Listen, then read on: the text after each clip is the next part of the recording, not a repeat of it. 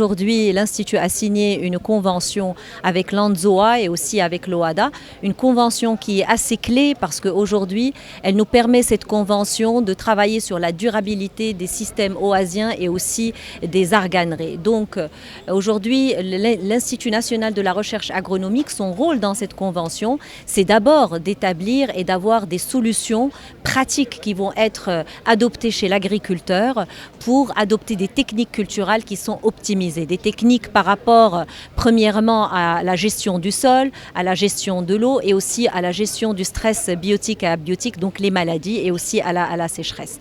Un autre volet qui est très important, c'est la conservation des ressources génétiques et donc du patrimoine du palmier dattier qui est très important au Maroc. Et donc il s'agit de la caractérisation des différentes ressources génétiques et de leur inscription dans le catalogue national. Donc aujourd'hui, l'INRA est en phase de caractériser près de 30, on va dire, variétés ou plutôt génotypes, nouveaux génotypes qui vont être inscrits sous forme de variétés au niveau du catalogue officiel. Puis un autre volet important, c'est bien sûr la valorisation de la date en tant que filière pour avoir plus de valeur ajoutée et que ça puisse avoir une retombée donc positive sur le plan économique, environnemental et social.